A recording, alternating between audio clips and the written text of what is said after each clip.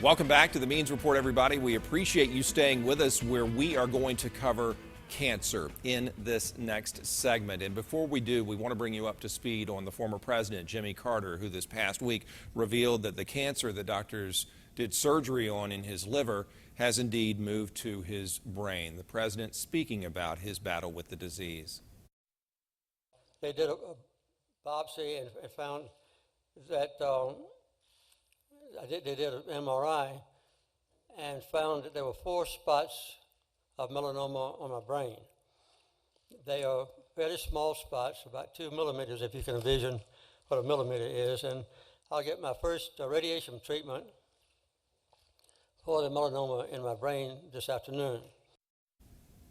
Well, certainly our prayers with fellow Georgian Jimmy Carter as he and his family face that diagnosis. You know, Dr. Samir Khleif is the director of the Georgia Regents University Cancer Center, one of the nation's hot spots when it comes to research and treatment, and just growing and getting bigger and better all the time under the leadership of Dr. Khleif and his team. Doctor, thank you for taking the time to be with us once again on the Means Report. We appreciate it. Thank you, Brad. Great to be here. Let me ask you about former President Carter, who said that the cancer moved from his liver to his brain and then referred to it as melanoma. That's thrown a lot of people because we think melanoma, skin cancer, end of story. Can that stuff get sucked into your body after it shows up on the skin? Yeah, and actually this is a common presentation of melanoma in particular, because melanoma, the problem with melanoma is it starts on your skin somewhere or on your mucosal surfaces, because they're the places where there are melanin. And what happened is sometimes we do not know or we do not see the primary lesion because it could be actually somewhere on the scalp or somewhere in a place that you don't see it. And then the only time you see it when it pops up somewhere else.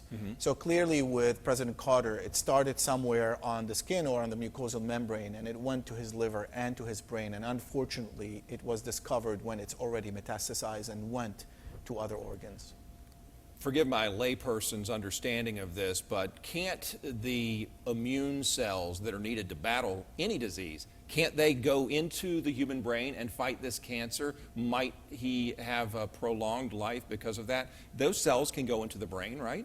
Yes, indeed. Actually, our immune system is programmed to be able to fight cancer. Unfortunately, cancer develops in a very, we call it intelligent way. It's an intelligent creature that sometimes can develop lots of strategies to combat our immune system and to inhibit our ability, or our immune system's ability to fight the cancer itself.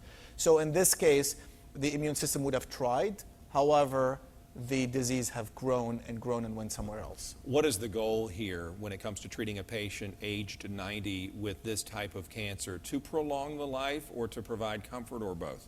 So at this stage, this is interesting, and it's a great question, Brad. If you would have asked me this 3 or 4 years ago, I would have said most likely provide comfort.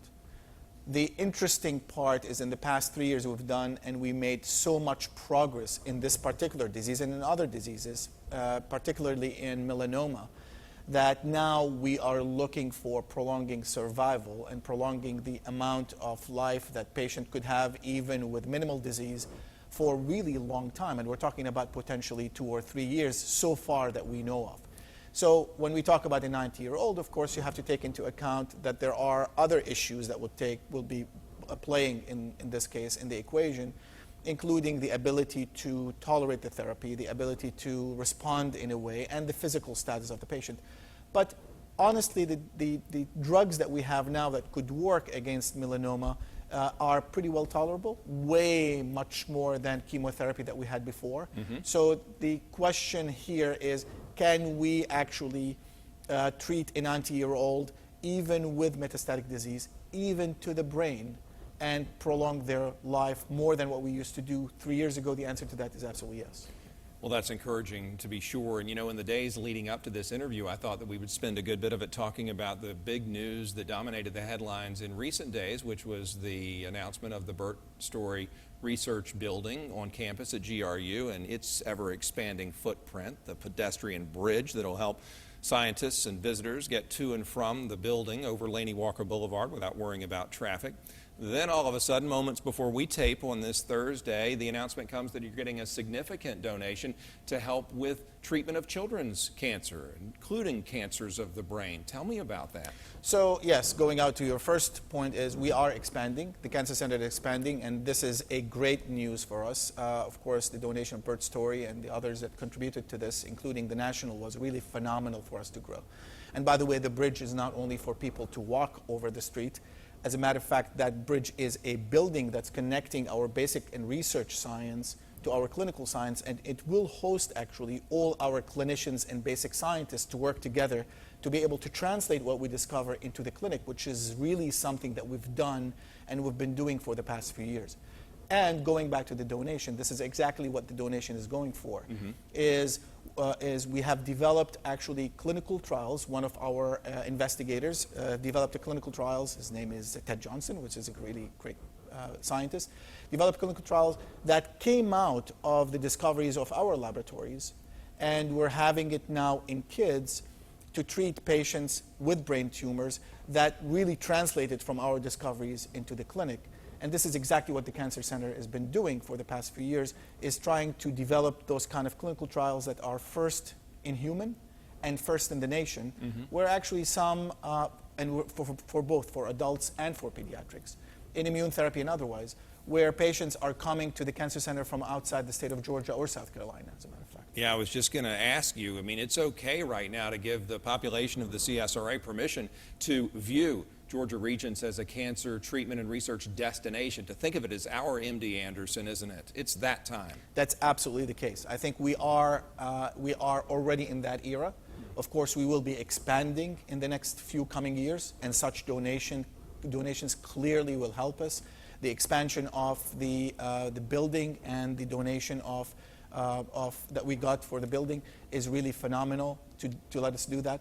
And this is why we are not only now getting patients from outside as destination from outside the state, but we will expect that to grow exponentially in the next few years. Let me make sure I cover a couple of things. And the first one is a follow-up to what we talked about last time, and that is the effort of you and your team to tackle or to serve the underserved, to serve the minority population when it comes to cancer treatment, cancer diagnosis and treatment. How are those efforts going?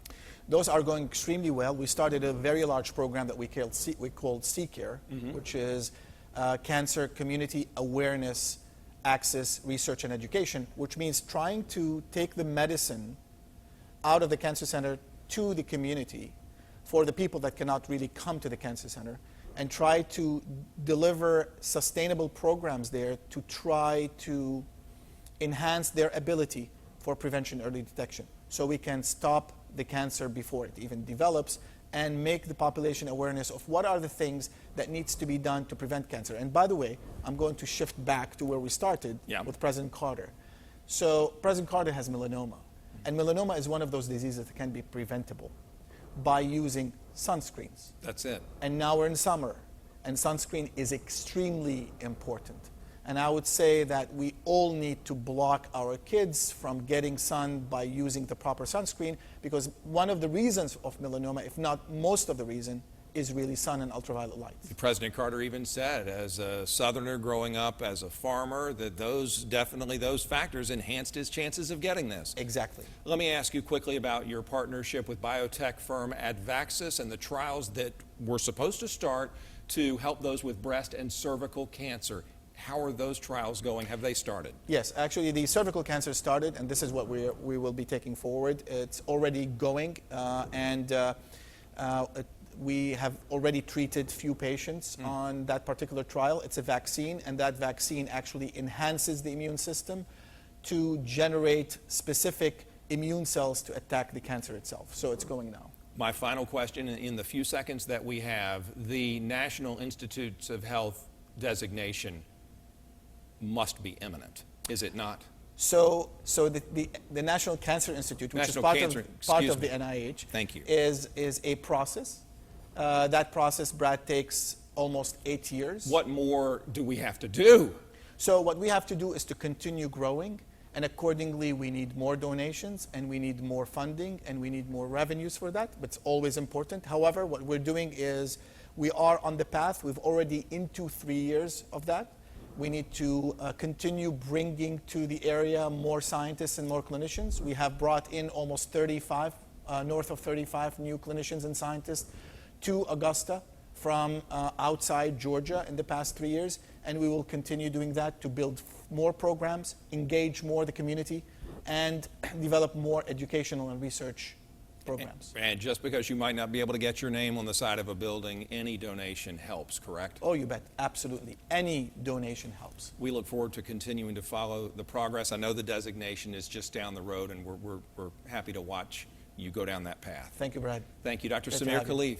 We love having him, the director of Georgia Regents University's Cancer Center, a wonderful facility, a gem of the CSRA. Advice to save for your retirement when the Means Report continues.